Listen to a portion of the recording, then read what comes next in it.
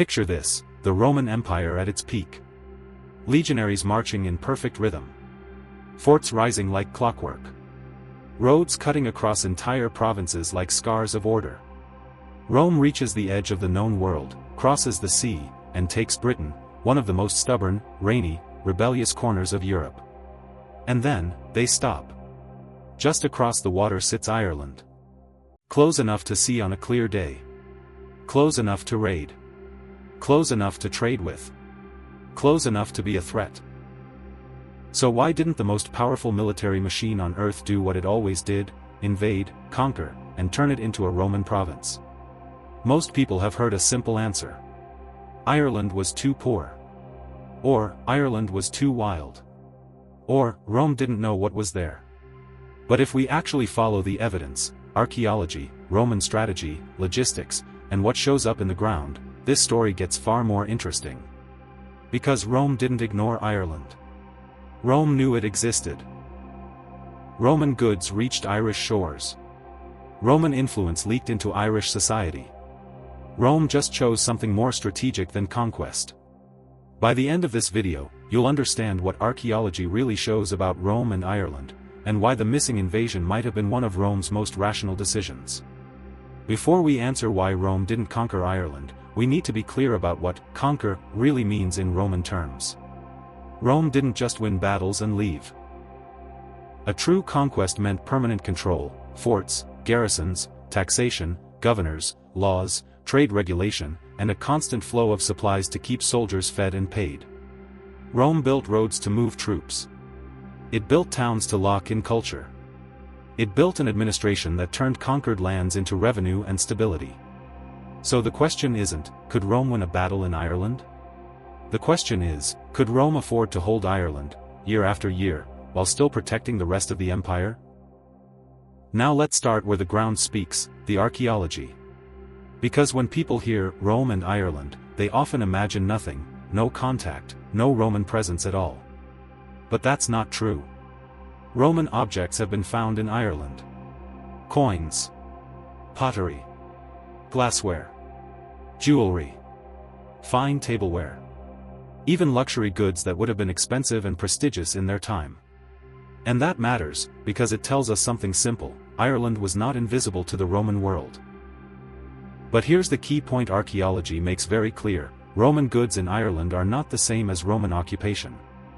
If Rome had conquered Ireland the way it conquered Britain, we would expect to find a specific signature in the soil: Roman-style forts in quantity, Roman military hardware spread across a landscape, inscriptions, stamped building materials, roads engineered in Roman fashion, and layers of settlement that look like Roman towns. Instead, what we mostly find are Roman goods appearing like guests at a party, present, valuable, sometimes concentrated, but not accompanied by the full Roman infrastructure that follows conquest. So how do Roman objects end up in Ireland without an invasion? Several ways, and archaeology supports all of them as plausible. Trade is the simplest. Roman Britain was right next door. Coastal trade networks existed long before Rome arrived, and Rome didn't destroy trade, it often intensified it. Goods could move through merchants, through middlemen, through local markets, and through elite exchange. Diplomacy is another path. Rome loved using gifts and payments to influence local leaders beyond its borders. Giving luxury Roman items to powerful chiefs could secure alliances, discourage raids, or create friendly factions. Then there's raiding. Contact between Britain and Ireland included raiding and captivity for centuries. Roman goods could be looted from Britain and carried back across the sea. And there's mercenary service. People from outside Roman territory sometimes served in Roman forces or worked in Roman zones, returning home with objects, money, and new connections. So the archaeology doesn't show a wall of Roman conquest washing over Ireland. It shows something subtler: contact, exchange, and influence. Now that raises the real question.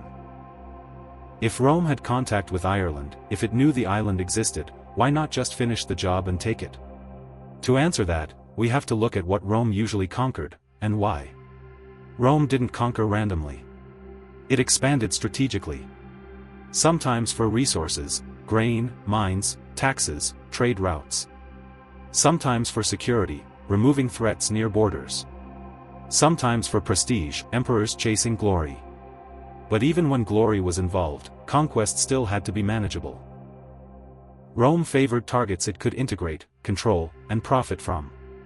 If a region cost more to hold than it produced, it became a drain, not a trophy. Britain was already expensive. And Britain wasn't fully done. Rome conquered parts of it, yes, but it never achieved calm, easy control across the whole island. Roman Britain needed constant military attention. There were uprisings. There were frontier wars. There were political crises. Rome had to build defensive lines and maintain large troop presences. And that leads us to one of the most overlooked truths about Rome: conquest creates new responsibilities. Every new province requires troops. Roads. Forts. Supply chains. Administration. And if you have to keep sending soldiers to quiet a region, you're not earning, you're spending. Now imagine adding Ireland on top of that. But it gets even deeper than cost. Ireland was not just another Britain. Ireland's internal structure mattered. In Roman eyes, certain kinds of places were easier to absorb. Regions with centralized authority, urban centers, and clear chains of command could be captured by defeating key power structures.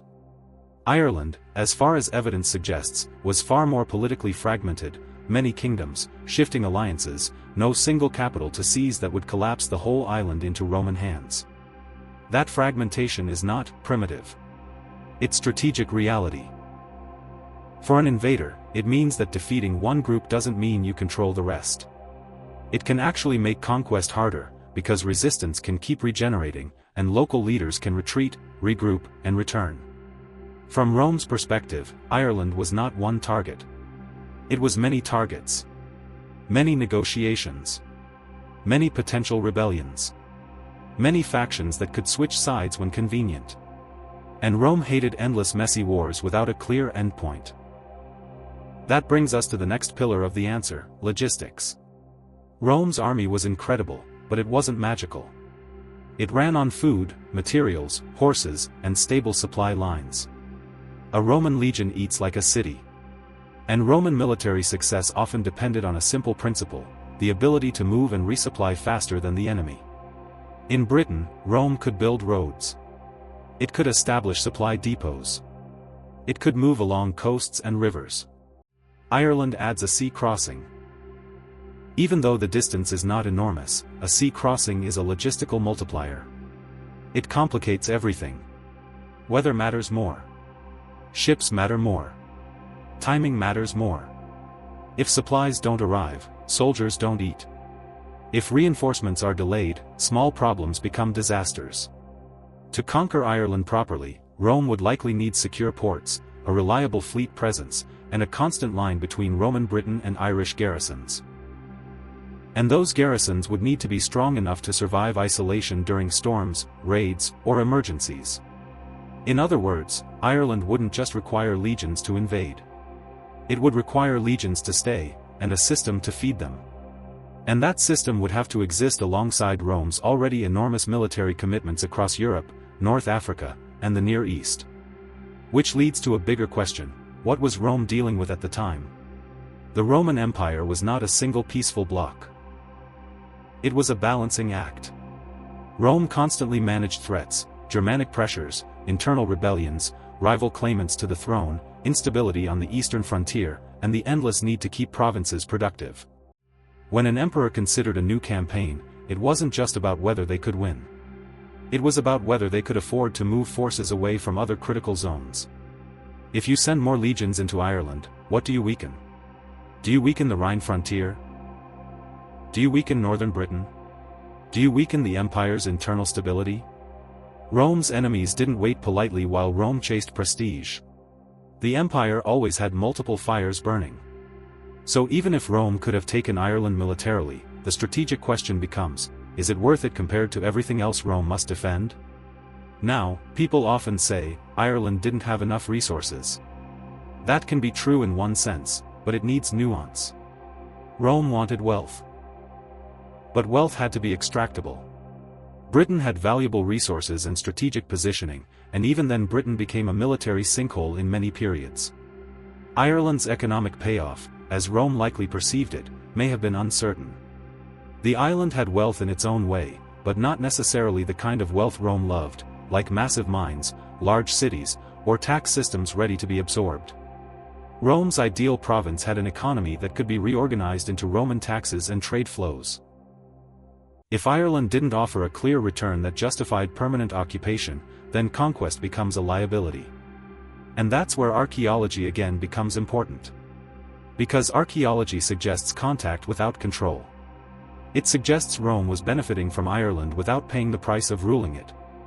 If Roman goods move into Ireland through trade and diplomacy, Rome gains influence and profit without needing governors and garrisons. This is how empires often operate at their edges. Not everything needs to be conquered to be useful. Sometimes influence is the smarter move. Now, let's tackle a question many history fans ask: did Rome ever actually try to invade Ireland, even briefly? There are old ideas and theories about Roman expeditions across the sea. Some point to hints in Roman writings that describe looking toward Ireland or discussing it. Others point to archaeological finds that feel too Roman to be mere trade. But here's what responsible evidence-based history does: it separates what's possible from what's proven. It is possible that Roman forces conducted small raids, reconnaissance missions, or short-term operations along Irish coasts, especially if Rome wanted to disrupt raiders or gather intelligence. It is possible that Roman Britain had moments where commanders seriously considered an Irish campaign. But a full conquest would leave a heavier archaeological footprint. A Roman province is not subtle. It's loud in the ground: forts, roads, coins in mass circulation, town grids, military cemeteries, inscriptions, standardized building materials. Ireland doesn't show that broad provincial signature. Instead, the pattern fits better with this idea: Rome didn't need to conquer Ireland to neutralize it. If Irish raiders were a threat, Rome could address the problem by strengthening coastal defenses, controlling key sea lanes, and influencing local leaders through alliances and trade.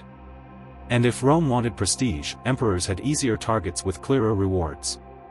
Here's the part that might surprise you: Rome's decision not to conquer Ireland might actually reveal how disciplined Rome could be. We often imagine Rome as endlessly expansionist. But at various times, Rome chose consolidation. It chose borders. It chose to hold what it had rather than gamble on new territory. The choice to stop can be as strategic as the choice to invade.